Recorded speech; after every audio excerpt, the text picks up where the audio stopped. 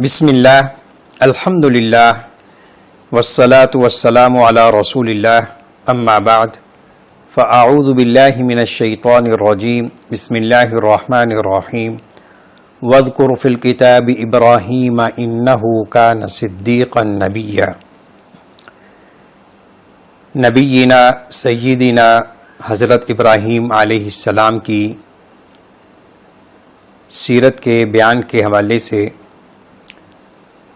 آج دوسرا لیکچر ہے، اور اس وقت ہمارے سامنے سورہ مریم کی آیات کریمہ زیر موضوع ہیں۔ آیت نمبر 41 سے 49 تک، 41 سے 49 تک۔ سورہ مریم وہ سورہ کریمہ ہے کہ جس میں اللہ رب العزت نے عقیدہ توحید کا اثبات، شرک کی تردید، خرافات کا ابطال اور حشر و نشر کے حوالے سے اپنے احکامات سے نوازا ہے۔ اس سورہ کریمہ کے نزول کے وقت منکرین توحید کی دو بڑی بڑی قسمیں تھیں، اہل کتاب یعنی یہود و نصارہ اور مکہ کے مشرکین۔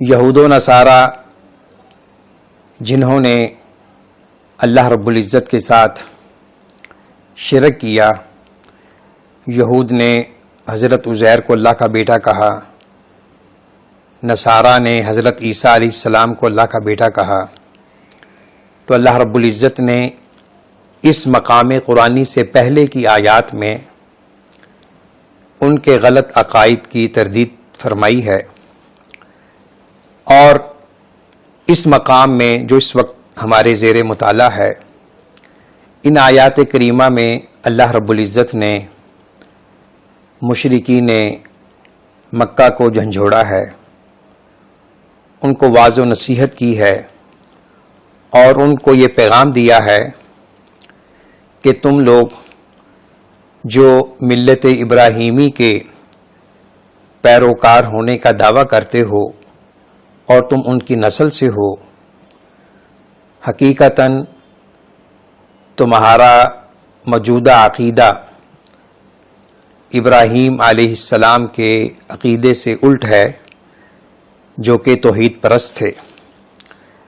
حضرت ابراہیم علیہ السلام کے دعویٰ کی محبت، حضرت ابراہیم علیہ السلام کی محبت اور ملت کا دعویٰ کرنے والوں کو یہ احساس ہونا چاہیے کہ حضرت ابراہیم علیہ السلام نے عقیدہ توحید کی خاطر بہت کچھ قربان کیا، اور تم اے اہل مکہ ہمارے رسول محمد صلی اللہ علیہ وسلم کو اسی جرم کی پاداش میں تکلیفیں دے رہے ہو، اذیتیں دے رہے ہو، کبھی ان کو قید کرنے کا منصوبہ بناتے ہو، کبھی ان کو جلا وطن کرنے کا منصوبہ بناتے ہو، اور کبھی ان کو ترغیبات اور مختلف قسم کی آفرت سے اور مطالبوں سے ان کو ان کے مشن سے دور ہٹانا چاہتے ہو،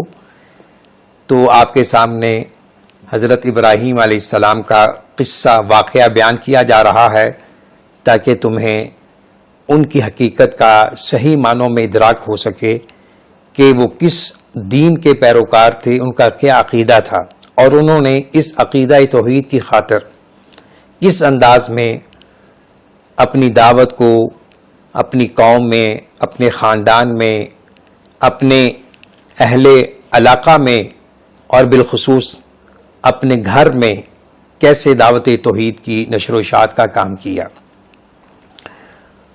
اور ساتھ ہی یہ اضافہ کرنا چاہوں گا کہ حضرت ابراہیم علیہ السلام کی سیرت کے حوالے سے یہ آیات اور دیگر آیات اس موقف کی بھی بھرپور مخالفت کرتی ہیں جو اس بنیاد پر قائم کیا گیا ہے ماضی کریم میں اور عصر حاضر میں۔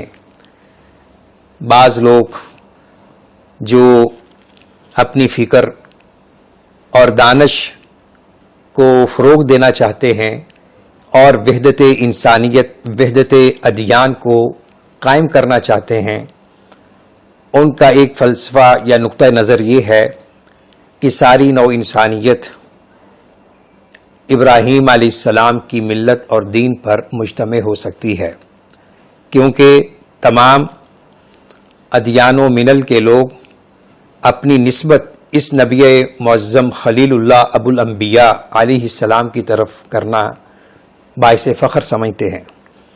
لیکن یہ موقف یا نقطہ نظر بہت ہی سطحی قسم کا ہے اور دل کو بہلانے کے لیے آپ کہہ سکتے ہیں کہ ایک شوشہ ہے۔ در حقیقت جو لوگ حضرت ابراہیم علیہ السلام کی ہسٹری سے، تاریخ سے، سیرت سے واقف ہیں، وہ اس موقف کی کبھی بھی تائید نہیں کر سکتے۔ کیوں؟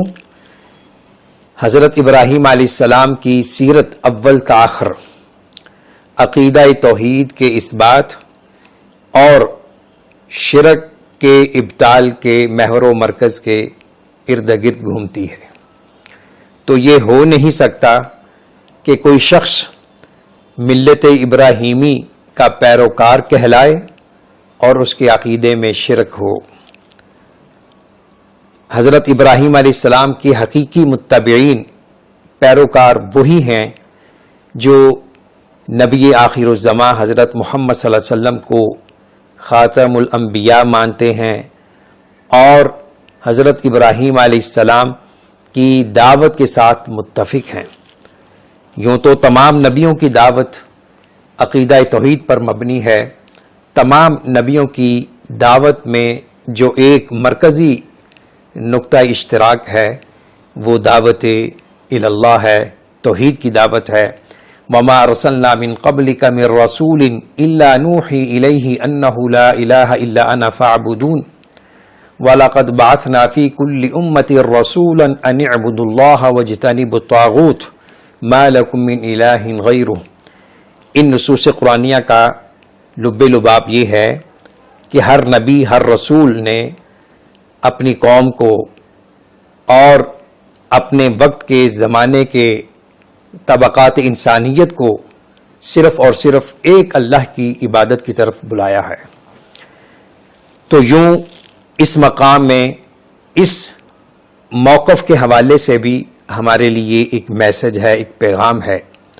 حضرت ابراہیم علیہ السلام نے اپنی قوم کو عقیدہ توحید کی طرف دعوت دی اور اس عقیدہ توحید کی نشر و اشاعت کی خاطر آپ کو گھر سے بے گھر ہونا پڑا، وطن سے بے وطن ہونا پڑا، اپنے والدین کو چھوڑنا پڑا، وطن مألوف سے ہجرت کرنا پڑی اور پردیسی کی زندگی اختیار کرنا پڑی، اور بھی مختلف قسم کے امتحانات اور ابتلاعات سے آپ کو گزرنا پڑا۔ تو عقیدہ توحید در حقیقت تمام نبیوں کی دعوت کا مرکزی موضوع ہے، اور اسی عقیدہ توحید کی موجودگی میں پوری نوع انسانیت کامیابی حاصل کر سکتی ہے، اور جہاں یہ عقیدہ توحید مضبوط ہوگا، مستحکم ہوگا، وہاں معاشروں میں استحکام ہوگا، اطمینان ہوگا، یکسوئی ہوگی، اور پوری امت ایک لڑی میں پروئی ہوئی نظر آئے گی۔ اور جہاں اس عقیدے میں کمزوری، ضعف نظر آئے گا تو وہاں خلفشار ہوگا، انتشار ہوگا۔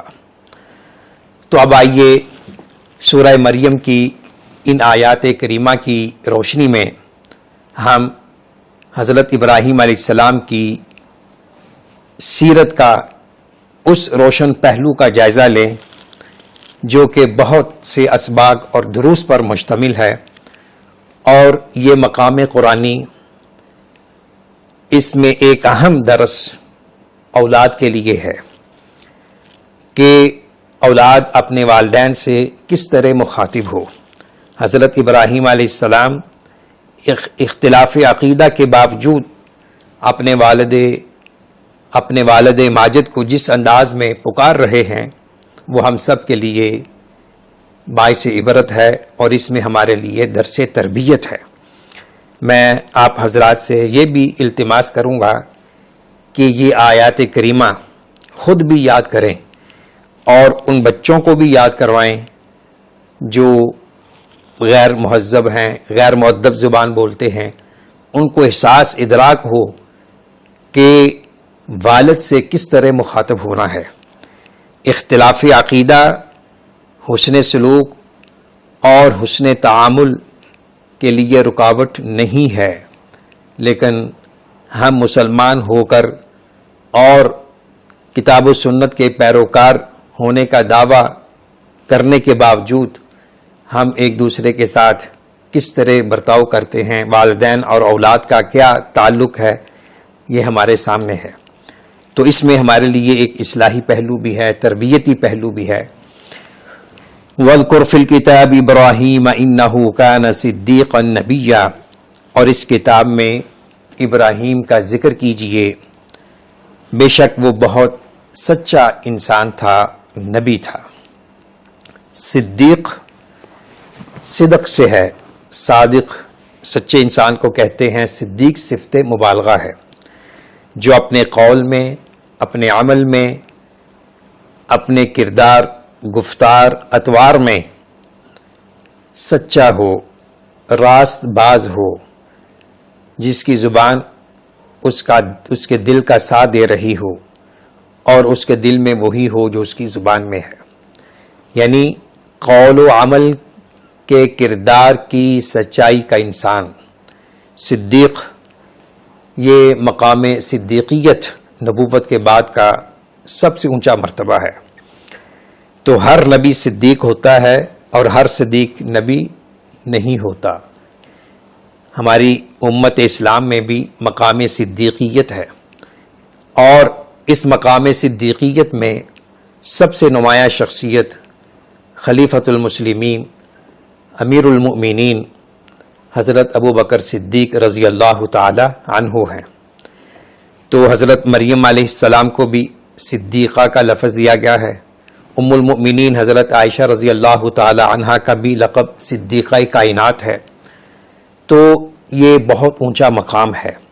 تو اللہ رب العزت نے حضرت ابراہیم علیہ السلام کا پہلا وصف یہاں یہ بیان فرمایا کہ وہ سچے تھے، راست باز تھے اور نبی تھے۔ اذ قال لأبيه يا أبت لم تعبد ما لا يسمع ولا يبصر ولا يغني عنك شيئا، جب انہوں نے اپنے باپ سے کہا، اے میرے ابا جان، آپ اس چیز کی عبادت کیوں کرتے ہیں جو نہ سنتی ہے، نہ دیکھتی ہے اور نہ آپ کے کسی کام آتی ہے۔ حضرت ابراہیم علیہ السلام دعوت توحید پیش کر رہے ہیں اپنے والد کو، اور والد بت پرست ہیں اور بت فروش ہیں، بت گھر ہیں، بلکہ بعض روایات کے مطابق ان کو اپنے مذہبی حلقوں میں بھی ایک مقام اور سٹیٹس حاصل تھا۔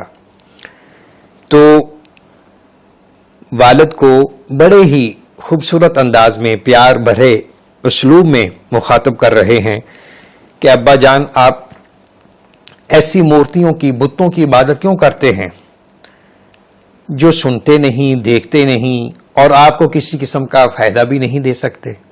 تو گویا کہ ایک عقلی دلیل حضرت ابراہیم علیہ السلام نے اپنے والد کے سامنے رکھی۔ گفتگو کا سلسلہ مزید جاری کرتے ہوئے فرمایا، یا ابت انی قد جاءنی من العلم ما لم یأتک فاتبعنی اہدک صراطا سویا، اے میرے ابا جان، یقیناً میرے پاس کچھ ایسا علم آیا ہے جو آپ کے پاس نہیں ہے، یعنی علم الوحی، اللہ کی طرف سے نبوت و رسالت کا علم۔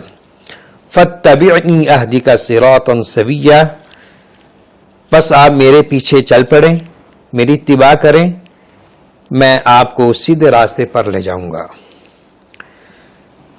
اس مقام میں حضرت ابراہیم علیہ السلام نے والد کو مزید اطمینان دلاتے ہوئے کہا کہ میں جو توحید کی بات کر رہا ہوں اس کی اساس اور ایک بنیاد ہے، وہ علم ہے۔ فَاعْلَمْ أَنَّهُ لَا إِلَهَ إِلَّا اللَّهُ۔ اسلامی معتقدات، احکامات، اخلاقیات، معاملات میں ہر شعبہ زندگی میں علم اساس ہے اور ایک بنیاد ہے، اور جو نبیوں کا علم ہوتا ہے اس کی اساس اور بنیاد علم الوحی ہے۔ وحی کا علم جو اللہ رب العزت عطا فرماتے ہیں اپنے فرشتوں کے ذریعے اپنے مخصوص بندوں کو۔ تو حضرت ابراہیم علیہ السلام نے اپنے اس مقام نبوت و رسالت کا ذکر فرمایا اور کہا کہ میں اس علم کی روشنی میں آپ کو منزل مقصود کی طرف لے جاؤں گا۔ سویہ یعنی سیدھا راستہ جس میں کوئی ٹیڑھ نہیں ہے، کج روی نہیں ہے اور الجھاؤ ابہام نہیں ہے، وہ صراط مستقیم ہے۔ گویا کہ حضرت ابراہیم علیہ السلام یہ بتلانا چاہ رہے ہیں کہ میں اور آپ ایک منزل کے راہی ہیں، ہم مسافر ہیں، لیکن منزل کا تعین اور منزل کے راستے کا علم مجھے ہے، آپ کو نہیں ہے، تو آپ میرے پیچھے آتے جائیں، میں آپ کو منزل مقصود کی طرف لے جاؤں گا۔ یا ابت لا تعبد الشیطان ان الشیطان کان للرحمن عصیا۔ اور تیسری بار وہی جملہ دہرایا، اے ابا جان آپ شیطان کی عبادت نہ کیجئے، بے شک شیطان رحمان اللہ کا نافرمان ہے، سخت نافرمان ہے۔ حضرت ابراہیم علیہ السلام کے والد بظاہر بتوں کی عبادت کرتے تھے، شیطان کی عبادت نہیں کرتے تھے، اور کوئی بھی شخص کتنا ہی گمراہ کیوں نہ ہو، منحرف ہو، وہ کبھی نہیں کہہ سکتا کہ میں شیطان کی عبادت کر رہا ہوں۔ تو یہاں مقصود یہ ہے شیطان کی اطاعت، اس کے پیچھے چلنا، کیونکہ جو بھی صراط مستقیم سے ہٹ کر کوئی راستہ اختیار کرتا ہے، خرافات، شرکیات، بدعات کا، جو حقیقی دین سے ہٹ کر ہے، تو وہ اس راستے کو شیطان خوشنما کرتا ہے۔ تو شیطان کی اطاعت کو شیطان کی عبادت سے تعبیر کیا گیا ہے، اور شیطان تو وہ ہے کہ جو اپنے رب کا بہت بڑا نافرمان ہے، جس نے روز اول ہی سے اپنے رب کی نافرمانی کی ہے، حضرت آدم علیہ السلام کو سجدہ کرنے سے انکار کیا۔ تو اگر آپ اس راستے پہ چلتے رہیں گے تو گویا کہ آپ نے شیطان کی عبادت کی، اس کا راستہ اختیار کیا ہے۔ پھر مزید فرمایا، یا ابت انی اخاف ان یمسک عذاب من الرحمن فتکون للشیطان ولیا۔ یہ چوتھا مقام ہے جس میں یا ابتی کے الفاظ کو دہرایا گیا، اے میرے ابا جان بے شک میں ڈرتا ہوں کہ آپ پر رحمان کی طرف سے کوئی عذاب آ لگے، پھر تو شیطان کا ساتھی بن جائے۔ یہاں بھی لطافت ہے، حسن ادب ہے، اور الفاظ کا بہترین چناؤ ہے۔ یہ نہیں کہا کہ اب آپ پر عذاب آ کر رہے گا، بلکہ بہت ہی ادیبانہ فصاحت و بلاغت سے معمور ایسا اسلوب ہے کہ جس میں بڑی سخت بات کو بڑے سہل اور پیار بھرے انداز میں کہا گیا ہے۔ بسا اوقات بعض لوگوں کے سخت مزاج کی وجہ سے یا سخت اسلوب کی وجہ سے بات کو سمجھا نہیں جاتا اور اس کا الٹا اثر ہو جاتا ہے۔ تو حکمت دنائی کا یہ تقاضا ہے کہ بات کتنی ہی سخت کیوں نہ ہو، اسے احسن انداز میں اور لطافت بھرے اسلوب میں کہنی چاہیے، تاکہ مخاطب کے دل میں گھر کر جائے، وہ یہ نہ سمجھے کہ مجھے کوئی چوٹ کر رہا ہے، مجھے کوئی چھیڑ رہا ہے۔ بالخصوص وہ لوگ جو زیادہ حق سے دور ہوتے ہیں، عقیدہ توحید سے دور ہوتے ہیں، شرکیات خرافات میں مبتلا ہوتے ہیں، اور وہ اپنے ان عقائد کو حق اور عبادت سمجھ کے اختیار کیے ہوتے ہیں، تو ان کے سامنے اس اسلوب کو اختیار کرنا انتہائی ناگزیر ہوتا ہے کہ ابا جان مجھے ڈر ہے کہ کہیں، مجھے اندیشہ ہے کہ کہیں آپ کو رب رحمان کی طرف سے عذاب نہ آ جائے اور پھر آپ شیطان کے ساتھی بن جائیں، دوست بن جائیں، یعنی وہ شیطان جو ازلی ہمارا دشمن ہے اور اس نے لوگوں کو بہکایا ہوا ہے، اگر آپ اسی ڈگر پہ رہے، اسی روش پہ رہے تو مجھے اندیشہ ہے، مجھے ڈر ہے کہ کہیں آپ کسی عذاب سے دوچار نہ ہو جائیں۔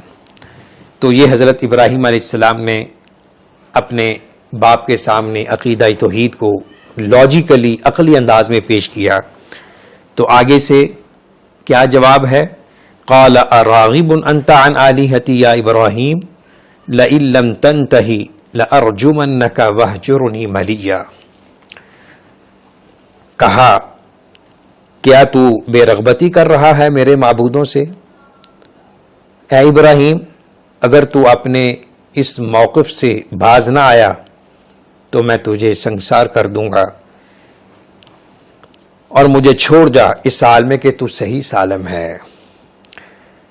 یعنی باپ کا انداز اور بیٹے کے انداز میں بڑا نمایاں فرق ہے۔ ادھر احترام ہے، محبت ہے، مودت ہے، باپ کی ہدایت کی حرص ہے، حسن تعدب ہے، اور اس طرف فرمایا کہ کیا تو میرے معبودوں سے اعراض کر رہا ہے، تو ہمیں جھٹلا رہا ہے؟ اے ابراہیم، ابراہیم کو آخر میں ذکر کیا، یعنی اس میں رعونت ہے، کبر ہے، استکبار ہے، اور ساتھ ہی دھمکی دے دی کہ اگر تو باز نہ آیا تو یاد رکھ میں تجھے سنسار کر دوں گا، تو یہاں سے دفع ہو جا، چلے جا، قبل اس کے کہ تو مجھ سے اپنی ہڈیاں تڑوا لیں۔ یعنی یہ مفہوم ہے اس سیاق و سباق کا۔ تو بڑے جلال میں ہیں حضرت ابراہیم علیہ السلام کے والد، اور در حقیقت اس مقولہ میں جو ان کے والد نے کہا ہے، اس شخصیت کی نفسیات سامنے آتی ہیں کہ جو غلط راہ پر لگا ہوا ہے، عقیدہ شرک میں مبتلا ہے، اس کے پاس کوئی دلیل نہیں ہے، تو دلیل سن کر لاجواب ہو جاتا ہے۔ تو ایسے لوگ ہر زمان و مکان میں رہے ہیں، بالخصوص حضرات انبیاء علیہ السلام کی سیرتوں میں یہ واقعات ہمیں ملتے ہیں۔ یہی واقعہ ہمیں حضرت لوط علیہ السلام کی، حضرت نوح علیہ السلام، اور اسی طرح حضرت موسیٰ علیہ السلام کی، اور مشرکین مکہ کے میں بھی ملتا ہے کہ انہوں نے بھی ان حضرات انبیاء علیہ السلام کو دھمکیاں دیں جب ان کے سامنے لاجواب ہو گئے اور ان کے دلائل کا وہ کوئی جواب نہیں دے سکے۔ تو پھر اس کے بعد قال سلام علیک ساستغفر لک ربی انہ کان بی حفیا، حضرت ابراہیم علیہ السلام نے کہا آپ پر سلامتی ہو، میں اپنے رب سے آپ کے لیے ضرور بخشش کی دعا کروں گا، بے شک وہ ہمیشہ سے مجھ پر بہت مہربان ہے، وہ میرا خیال کرنے والا ہے۔ حضرت ابراہیم علیہ السلام باپ کے اس جواب کو سن کر غصے میں نہیں آئے، بلکہ وہ انداز اختیار کیا کہ جو انہوں نے عقیدہ توحید کی دعوت پیش کی ہے کہیں غصے کی نظر نہ ہو جائے، بلکہ باپ کو ادب کے ساتھ اور محبت بھرے انداز میں سلام کہا۔ مفسرین نے لکھا ہے کہ یہ سلام محبت یا تحیہ جو مسلمان ایک دوسرے کو سلام کہتے ہیں وہ نہیں ہے، اس سے مراد ترک ملاقات یا ترک تعلقات کا سلام ہے، جیسا کہ سورہ فرقان کی آیت میں وَإِذَا خَاطَبَهُمُ الْجَاهِلُونَ قَالُوا سَلَامًا، کہ جب عباد الرحمن سے بے علم گموار قسم کے لوگ مخاطب ہوتے ہیں تو وہ اپنا دامن بچاتے ہوئے سلام کہہ کر گزر جاتے ہیں. وَإِذَا مَرُّوا بِاللَّغْوِ مَرُّوا كِرَامًا بھی آگے اسی سیاق و سباق میں ہے. یعنی یہ ترک علائق، ترک تعلقات کا سلام. اور کہا کہ میں اللہ سے دعا کرتا رہوں گا کہ اللہ آپ کو معاف کرے، آپ کو ہدایت دے. میرا رب بڑا ہی مہربان ہے، وہ ضرور میری رہنمائی فرمائے گا. تو حضرت ابراہیم علیہ السلام نے یہ بات کہی اور ترک تعلق کرتے ہوئے، سلام کہتے ہوئے وہ وہاں سے رخصت ہو رہے ہیں. اگلی آیت میں فرمایا وَأَعْتَزِلُكُمْ وَمَا تَدْعُونَ مِن دُونِ اللَّهِ وَأَدْعُو رَبِّي عَسَىٰ أَلَّا أَكُونَ بِدُعَاءِ رَبِّي شَقِيًّا، کہ میں تم سے اور ان چیزوں سے جنہیں تم اللہ کے سوا پکارتے ہو، ان کی عبادت کرتے ہو، میں ان سے کنارہ کش ہو رہا ہوں، الگ تھلگ ہو رہا ہوں اور اپنے رب کو پکارتا رہوں گا. امید ہے کہ میں اپنے رب کو پکارنے میں بے نصیب نہیں ہوں گا. یعنی اب میں تم سے ترک تعلق کر رہا ہوں، کنارہ کش ہو رہا ہوں، وطن سے ہجرت کرنے پہ مجبور ہو چکا ہوں، تو میرا رب یقیناً مجھ پہ رحم فرمائے گا. وہ میرا دستگیر ہے، مشکل کشا ہے، وہ میری رہنمائی فرمائے گا. فَلَمَّا اعْتَزَلَهُمْ وَمَا يَعْبُدُونَ مِن دُونِ اللَّهِ وَهَبْنَا لَهُ إِسْحَاقَ وَيَعْقُوبَ وَكُلًّا جَعَلْنَا نَبِيًّا. تو جب وہ ان سے اور ان چیزوں سے جن کی وہ اللہ کے سوا عبادت کرتے تھے، یعنی شرکا اور مشرکین جو غیر اللہ کی، یعنی وہ مورتیاں، پتھر، لکڑیاں جن کی وہ عبادت کرتے تھے، معبودان باطلہ، ان سے الگ تھلگ ہو گئے. تو ہم نے اسحاق اور یعقوب عطا کیے اور ان سب کو نبی بنایا. ہجرت فی سبیل اللہ کے بڑے فوائد ہیں، دینی اعتبار سے، ایمانی اعتبار سے، اخلاقی اعتبار سے، مادی، دنیاوی، سیاسی، معاشرتی، سماجی، ہر اعتبار سے. نبی اکرم صلی اللہ علیہ وسلم کی ہجرت مدینہ اس کی بہترین مثال ہے. جس شخص نے بھی اپنے دین، اخلاق کے تحفظ کی خاطر ہجرت کی، اس ماحول کو چھوڑا جہاں دین پر عمل کرنا مشکل تھا، اور وہ اس علاقے میں گیا جہاں اللہ کی عبادت کر سکتا تھا آزادی کے ساتھ، تو اللہ رب العزت نے ایسے لوگوں کی ہمیشہ مدد فرمائی، ان کی نصرت فرمائی. تو یہاں ان کی مدد اور نصرت کا ایک اظہار اس انداز میں کیا کہ ہجرت کے بعد ہم نے ابراہیم علیہ السلام کو، جو کہ بے وطن ہو گئے اور صحراؤں کی طرف نکل گئے، اور ان کی انسیت کے لیے، ان کو اطمینان کے لیے اللہ نے ان کو اسحاق عطا کیا اور ساتھ ہی پوتا یعقوب. تو یہ دونوں حضرات، حضرت اسحاق اور حضرت یعقوب علیہ السلام، ابراہیم علیہ السلام اسحاق بیٹے ہیں، یعقوب ان کے پوتے ہیں. اسماعیل علیہ السلام چونکہ اس وقت ان کے ساتھ نہیں تھے، وہ الگ رہ رہے تھے، اس لیے ان کا یہاں تذکرہ نہیں ہے. تو اس آیت سے معلوم ہوتا ہے کہ حضرت ابراہیم علیہ السلام کی زندگی ہی میں یہ دونوں حضرات مقام نبوت و رسالت پر فائز ہو چکے تھے اللہ کے فضل سے. وَوَهَبْنَا لَهُم مِّن رَّحْمَتِنَا وَجَعَلْنَا لَهُمْ لِسَانَ صِدْقٍ عَلِيًّا. آخری آیت یہ ہے، آیت نمبر 50، یعنی آیت نمبر 41 سے آیت نمبر 50 تک یہ سارا مقام حضرت ابراہیم علیہ السلام کے متعلق ہے. اور ہم نے انہیں اپنی رحمت سے حصہ عطا کیا اور انہیں سچی ناموری عطا کی، بہت اونچی. حضرت ابراہیم علیہ السلام کو اللہ نے یہ مقام عطا کیا ہے کہ ان کی بہت سے واقعات سیرت، واقعات زندگی اور ان کی جو شریعت کے کچھ اجزاء وہ ہماری دین، ہماری شریعت کا حصہ ہیں. اور اس سے بڑھ کر آپ کی ناموری کیا ہو سکتی ہے کہ جو مسلمان نماز پڑھتا ہے، جب تک وہ نماز میں درود ابراہیمی نہ پڑھے اس کی نماز نہیں ہوتی. تو حضرت ابراہیم علیہ السلام کا بہت اونچا مقام ہے، جس طرح کہ نبی جینا محمد صلی اللہ علیہ وسلم کا مقام ہے وَرَفَعْنَا لَكَ ذِكْرَكَ. خلاصہ کلام یہ ہے کہ ان آیات کریمہ میں حضرت ابراہیم علیہ السلام نے اپنے والد طور پر دعوت توحید کو پیش کیا، انتہائی ادب کے ساتھ، احترام کے ساتھ، لطافت کے ساتھ اور درد دل کے ساتھ۔ اللہ رب العزت سے دعا ہے اللہ تعالی ہمیں ان اوصاف حمیدہ سے متصف فرمائے جو اوصاف حضرت ابراہیم علیہ السلام کی سیرت میں ہمیں نظر آتے ہیں۔ وآخر دعوانا ان الحمد للہ رب العالمین۔